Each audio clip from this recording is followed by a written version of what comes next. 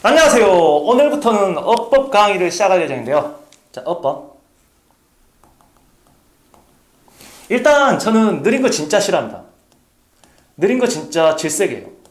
그 다음에 어려운 것도 진짜 질색입니다. 저는 빠르고 쉬운 걸 좋아합니다. 그래서 빠르고 쉽게 강의를 할 예정이고 괜히 엉뚱한 강의 듣지 마시고 이 강의 들으시면서 싹 다 정리를 하시는 걸 권장드려요. 자, 오늘은 간접의문에 대해서 일단은 좀 서술을 하려고 하는데, 간접의문이라는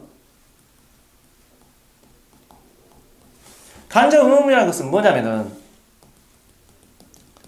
의문문이 문장의 일부분으로 들어온 경우예요.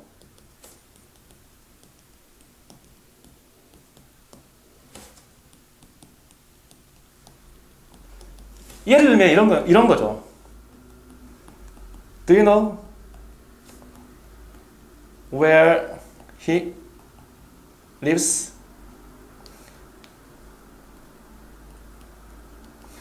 이런 식으로 의문문이 문장의 일부분으로 들어온 경우를 간접의문이라고 해요.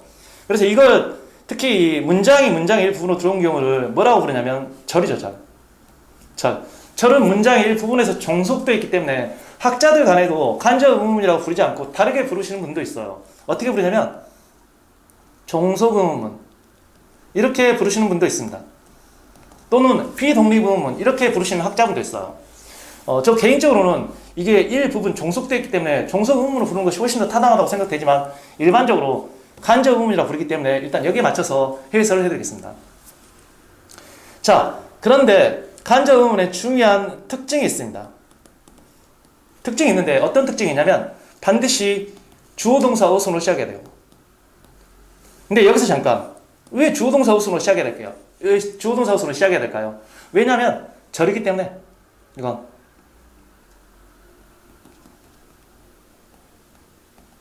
절은 주어 동사 어순으로 시작하죠. 간접의문은 절이기 때문에 당연히 주어 동사 어순을 꼭 유지해야 됩니다. 자, 개별적으로 좀 보면은 첫 번째, 의문사 없는 간접의문, 의문사 없는 경우. 의문사 없는 경우에는 이 간접의문은 if나 whether 주어 동사를 쓰게 됩니다. 이런 어순을 지키게 돼요. if나 whether도 그 차이가 있긴 한데 그건 나중에 별도의 테마로 다뤄드리겠습니다. 그것도 굉장히 쉽게 다뤄드릴게요. 그런데 시험용이죠, 시험용. 특히 ask, wonder, doubt 이 동사들 뒤에서는 대시 아니라 if나 whether를 쓰셔야 돼요.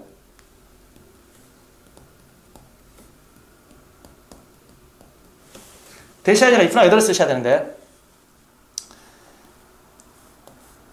이건 시험용으로 굉장히 중요합니다. 그리고 제가 이 ask, wonder, doubt 이렇게 언급해드렸죠. 이 세 개를 꼭 암기하고 계셔야 되네요. 암기하는 방법도 알려드릴게요. 어떻게 하시면 되냐면 자동차 브랜드 쓰시면 됩니다. 자동차 브랜드에 아우디 있어요. 아우디. 그 아우디를 이용해서 특히 아우디 동사 뒤에서는 대시 아니라 if나 whether 이렇게 꼭 끼고 계셔야 됩니다. 시험용으로 써요. 그래서 예를 들면은 I asked if he came. 나는 그가 왔는지를 물었다 할 때 여기에 if나 whether를 쓰셔야 되지 that을 쓰면 틀리게 되죠.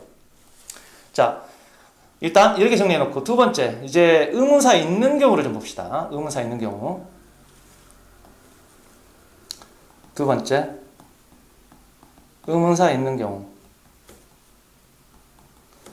의문사 있는 경우에는 일단 원칙상 의주동 이렇게 나와요. 의문사 주어동사를 붙였어야 된다. 예를 들면 아까 했던 거 있죠. 아까 했던 거 어디 있냐면 이런 식으로 의문사 주어 동사를 붙여 쓰는 게 원칙이에요. 이게 원칙인데 원칙 있으면 예외도 있겠죠. 예외. 예외를 지금 설명드리려고 하는데 두 번째 예외. 이 어떤 유의가 있냐면 상대방의 의견을 묻는 동사들이 있어요. 상대방의 의견을 묻는 동사는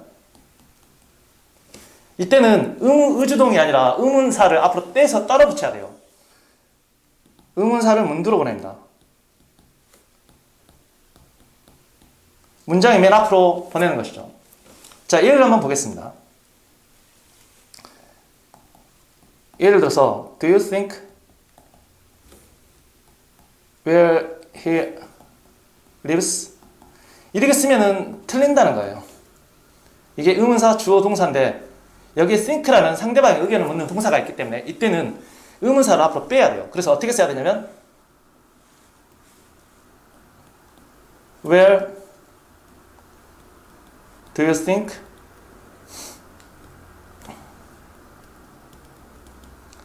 he lives?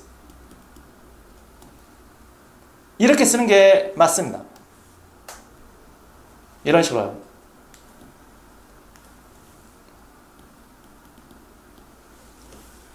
이런 식으로 쓰는 게 맞는데 이제 왜 이런 식으로 써야 되는지 좀 약간 설명을 해드릴게요. 만약에 이런 식으로 쓰게 되잖아요. 그러면 답변을 어떻게 해야 되냐면 yes, no 답변이 돼요. yes, I do. 이렇게 답변이 됩니다. no, I don't. 그가 어디 산다고 생각하냐 이렇게 물어봤는데 예, 저 생각해요. 저 생각하지 않아요. 이렇게 답변을 한다면 동문서답이 됩니다. 이건 동문서답이 돼요. 그래서 영어에서는 이처럼 동문서답, 즉 yes, no 답변을 방지하기 위해서 의문사를 앞으로 보내게 되는 것이죠. 의문사를 앞으로 보내면 이제 yes, no 답변이 불가능하게 됩니다. 그런데 여기서 이제 상대방의 의견을 묻는 동사들이 있어요. 시험용으로 이제 상대방의 의견을 묻는 동사들을 암기하고 계셔야 되는데 그게 어떻게 되냐면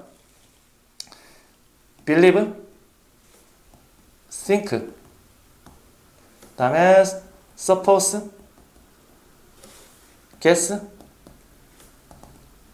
imagine 이런 동사들이 있습니다. 뭐 믿다, 생각하다, 추측하다, 상상하다 이런 동사들이 있는데 이 동사들이 있으면은 반드시 의문사를 문장의 앞으로 꼭 보내야 됩니다.